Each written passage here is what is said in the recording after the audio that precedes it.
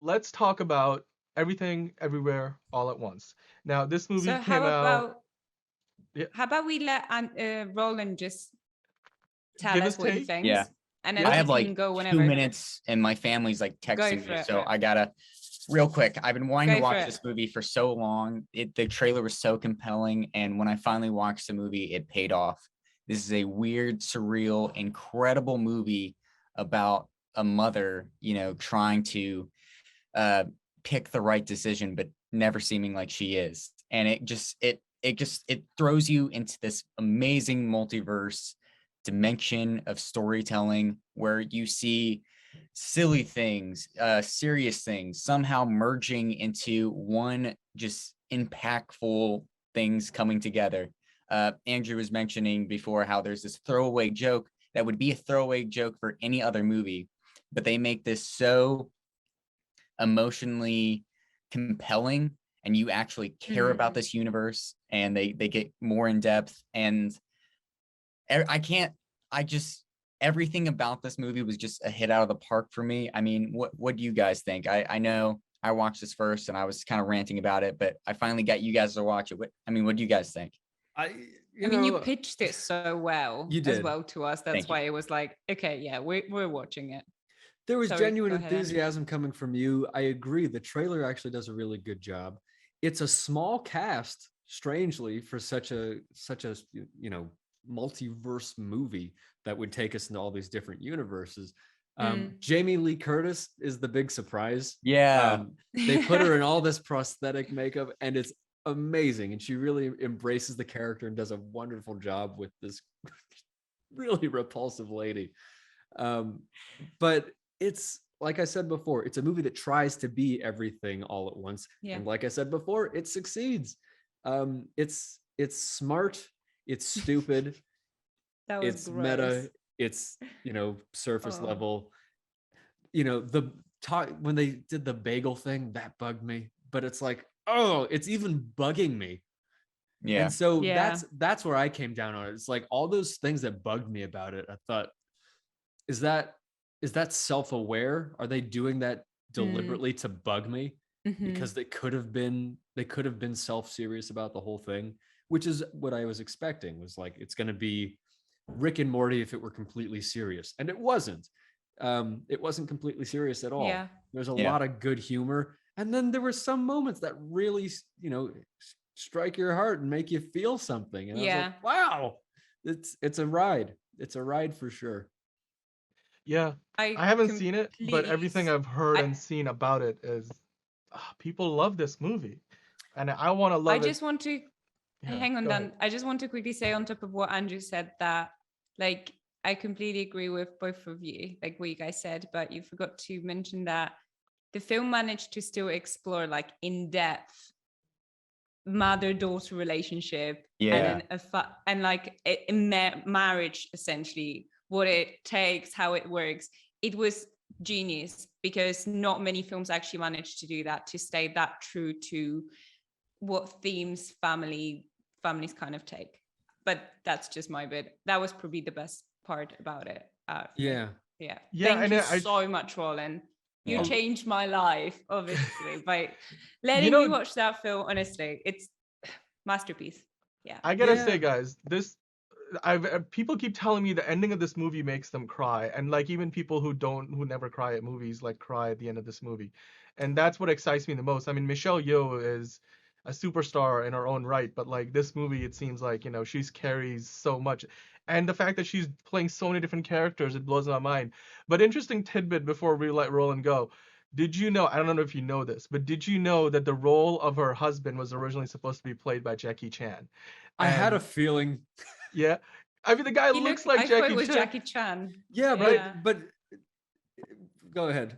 No, I was just gonna say, like, I don't know if it was a scheduling issue or whatever the reason might have been, but ultimately, like, the actor who was gonna play, the role went to somebody else, and somebody shared, Roland, you shared a tidbit about this, didn't you? Like, the person who ended up playing the role of the husband, not being Jackie Chan. You might remember him as Short Round from the Indiana Jones 2 movie. Which is crazy. Yeah. Like, and he even does this childish voice in parts of the movie where it's like, oh, Yeah. that's so childish, and his name is Yeah. Waymond, Yeah. which really like takes it that much further. It's like, oh, Yeah. but then And the yeah. contrast between the different versions. I mean, I will everybody say does a I would love to fantastic talk job in about that this movie more, and I'm Yeah. so happy you guys seen it, but I do have to go. All Yeah. right. Well, All right. thank you I'm so again for Absolutely. recommending it. All Thank right. you, Roland. Enjoy. You can head out. Thanks, thanks, Roland. But Andrew, Andrew and Max, like, I know this movie is fantastic overall. Do you have anything else that you like to kind of Yeah. talk about specific to this film? Yeah. Because There's a I lot. really want to go see this movie, but I just don't have a ton of time during the week. So Well, you went to see Fantastic Beasts over Yeah. that that is film, true. Dan. I sort of Like- undermined myself there. No, but no, no. You had time to see that film. Literally when the projection was out and even after the movie started playing with audio only, I was like on my phone looking at play times for everything everywhere all at once, and I was like, oh, there's another one starting in like 20 minutes. Yeah. I should just kind of walk over. You- They can't. I would have if I were you. It's But like that, I was there because like from my brother and sister were like, hey, this is like meant to be like a bonding like thing. Just go watch a movie together, and we don't yet get to do that very often. So I it would have been, and then I would have been doing it on my own. And I think this is the movie that it's worth watching with other people, and you want to have fun while doing it. And this movie has been making a ton of money, so I feel like the theater would have been mostly empty. But it would be a lonely I don't experience. usually recommend films, like even on my socials, like I don't tell Yeah. people what to watch, but I had to make a story about it. I was like, just go and see this film. Like it's that good. Yeah. And I just Yeah. quickly want to say, that's the only thing I want to say about this film, that also the daughter, right, Joy, Mhm. she is one of the scariest villains and main characters, or protagonists, you may say. How do you define her? She Antagonist? freaked me out. Antagonist, there you Yeah. go. But like yeah, but she's more than that. She actually wants to destroy the world.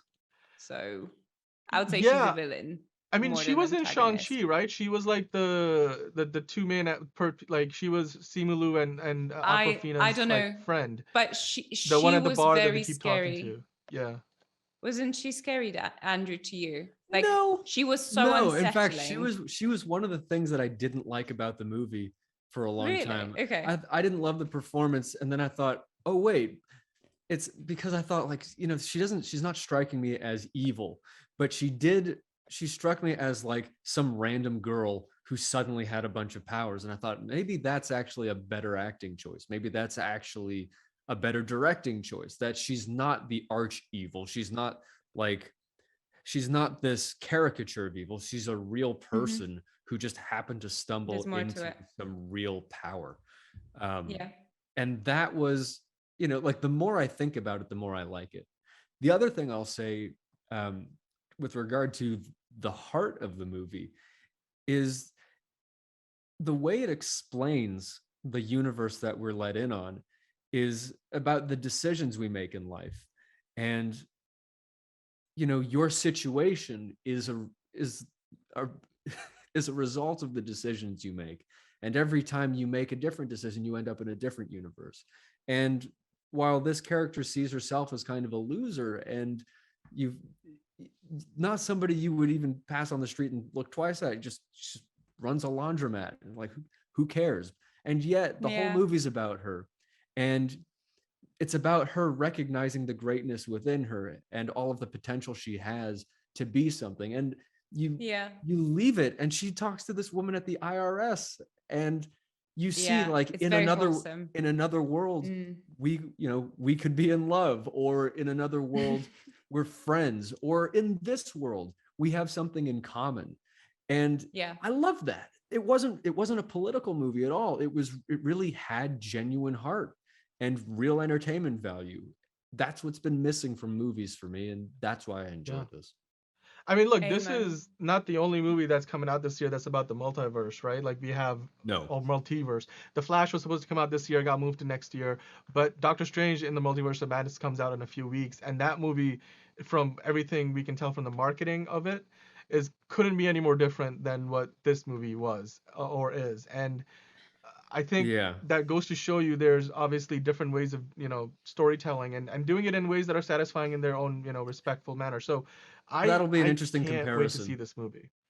This is You'll enjoy it. at the very top of my list now, and to go see it in Wait, theaters which one? is Everything Everywhere All at Once. We're Okay, still I thought you were talking about Doctor Strange. no, briefly. I was like, I was mentioning it because it no. is a point of Fair. It's comparison. also different universes. Yeah, Yeah. but it's not a fair comparison because Everything Everywhere All at Once was made for a fraction of the budget that the Doctor Strange 2 is made for. So they're two very different kinds of movies. But I think the resourcefulness with which this movie was produced. I mean, with and the cast, the quality of cast it got. I mean, Yeah. the movie's probably not going to end up making its money back if the current trend at the box office continues. But it's in wide release now, and I think the word of mouth on this movie is doing wonders for it. So hopefully Yeah, it will trend up from its opening weekend. I'm glad you guys loved it. I can't wait to see it myself. But right now, let's ask our audience. I mean, if you guys have seen it, or if you haven't seen it, if you want to go see it, hopefully we convinced you to do that. A24 is on a roll. We're gonna be talking plenty about them, Yes. even more. I think in the show we've got a segment called Really coming up, and there's some more A24 stuff in there that we'd love to discuss. But Everything Everywhere All at Once, Michelle Yeoh, the lead. I mean, the rest of the cast is fantastic. The movie's out in theaters. If you have checked it out, let us know what you think about it in the comments below.